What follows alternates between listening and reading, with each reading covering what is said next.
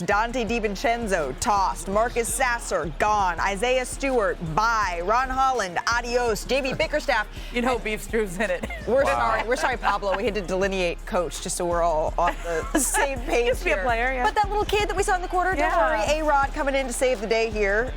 Giving him a Reed jersey. That was kind of uncomfortable and scary. You know what? It happens courtside sometimes, maybe part of the experience. Anthony Edwards, though, knocks down the three. This really awoke something in the Timberwolves. Edwards for three again. He had 25 points. The Timberwolves up 10 at this point. And then late in the fourth quarter, Edwards passing it up to Julius Randle for the slam. Randle, 26 points, 8 rebounds. Here's Anthony Edwards after the game. I mean, we're going to fight. Let's fight then. I mean, they out, we out. It's time to fight.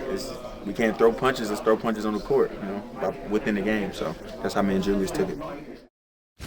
These two teams, they're not backing down from anyone, and they want to make some noise in the playoffs. There's 2 rules of Fight Club. 1, you don't talk about Fight Club. 2, we then talk about it on NBA Today. So, Legs, did last night tell you something about these two teams? Well, look, it's not shocking that something like this would happen between two teams that I think pride themselves on the defensive end of the floor. Let's start there. So the physical part of the game on that end is something that matters to both of these teams. I also think J.B. Bickerstaff recently in some of his comments pounding the table at a post-game presser talking about his team doesn't get any respect. I think that's a mantra now that this team is carrying as they try to continue to prove themselves. So that's really, to me, what sort of led to this moment. And look, I think if this had stayed contained to the court, I'm not sure there are going to be suspensions because no punches were thrown. But the fact that it spilled into the first row and you're laying in fans' laps, it becomes a dangerous situation for fans to be sitting there, taking that on, sitting in the first couple of rows. You even had one fan trying to play peacemaker, and he got his arm shoved away. You now have a serious situation that could potentially escalate. So I think there will be suspensions at the end of the day. But I think this is two teams fighting for different things, certainly, but two teams that absolutely want you to know you're going to feel us on the defensive end. When you put teams like that on the court, a spark can start anything. Yeah, I mean, I love it. I love the competitive nature of it. Obviously, it went a little bit extended. It shouldn't have been into the stands. But this is the type of play that fans want to see. They want to see competitive nature without it being this nasty. So I would like to see less technicals, less ejections with guys being competitive. Obviously, shouldn't get to this far.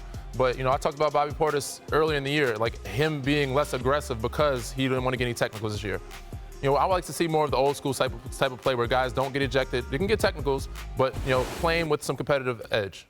You're going to talk about old school, and you see Beef Stew pointing to the Detroit. This Detroit team is physical. Yeah. And Chris Finch had a quote afterwards saying, like, this was coming. This game had gotten physical. They play physical. We play physical. It kind of gotten out of hand, and you felt it coming. Because you watch that play, you don't see why Naz Reid is so upset. But if you watch the whole game, there was a lot that went. That was some old school fight. So the Lakers, they put up a Saturday night special against the Grizzlies that got us one of the photos of the season here. LeBron James, Luka Doncic. This is the play right here, Ramona. I mean, get ready for all of this. The photo, the moment, does it remind you of anything, Danny? Yeah, that's a cold picture, but not as cold as the other one. Well, which one are you talking about? Of course, Dwayne Wade, LeBron James. The airplane, right? Dwayne Wade leaves the pass for LeBron. It created one of the most iconic photos. 15 years ago. Side by side, LeBron James still able to throw it down, and then the cold stare there from Luka Doncic. It's so crazy. He's still doing it 15 years later. They weren't looking for the photo, though. They were looking for the win. Here, LeBron James with the dunk. First round matchup, 4-5 in the West, probably. And then about a minute later here, Doncic hits a little mid-range, gets that one to go. But it was really the work of their big three in this one. A few minutes later, Austin Reeves with the floater in the lane. The Lakers, they go on to win this one, 134-127. And shout out to Abigail Keenan Field here, who took this photo, because the socials, they came alive with just compilations of LeBron and Luka's dunk against the Grizzlies. Is that certain LeBron and Dwayne Wade moment back from 2010. An excellent photo here by Abigail, and I love to see the way that everybody reacts. Bravo. Let's break down these two plays with a little pick-em. I know that you said, Danny, that the earlier one was better, but let's just take a little bit of a deeper look. Legs, let's just narrow it down to the pass. Which pass was better? Was it Wade's or was it Doncic's?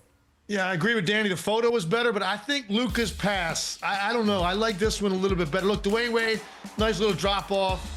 Not too much to that. The Luka with the flip back and knowing that the entire time he was going down the court, he knew exactly where LeBron was for about 50 feet there before he dropped that ball off to him. So I'm a little bit preferable to the Luka pass. All right, if it was a Luka pass, which LeBron dunk was better, Danny? I mean, I think it's pretty obvious. 15 years ago, he was jumping a little bit higher. Okay. So I'm going to go with LeBron from 2010. Obviously, Luka's pass was probably a little better. The photo, both of them really good photos. All right. LeBron, with his face at the rim, is still 40, doing some good stuff at 40.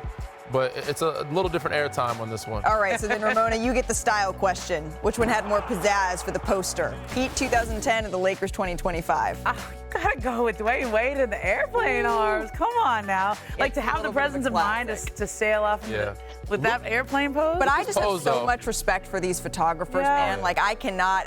My photos, everything's like in between. Yeah. So to be able to capture that moment is awesome. The Lakers, though, they're not just looking for photo ops. They are looking for wins right now and to stay out of the play-in. So tonight, the Lakers, they host the Rockets. Tim Legler, this is going to be really interesting. Can they protect the glass? That is what I am watching. What have you seen specifically from the Lakers offense as of late here, Legs? Well, I just think the chemistry, once again, between Luka and LeBron, I think that's really what this is all about. The playmaking of Luka Doncic, the way they've handed over the offense to him, I think is what's special. We talk about that pass, but look, what goes into that. Luka Doncic, from the time he gets the outlet pass right here, he knows exactly where LeBron is. So now, get into the lane, take those two guys with him, clear out the path. LeBron trailing the entire way. I think LeBron taking advantage of open court opportunities with Luka. I love this one because he freezes Zach Edey, because if Edey steps up, there's a lob to Jackson Hayes.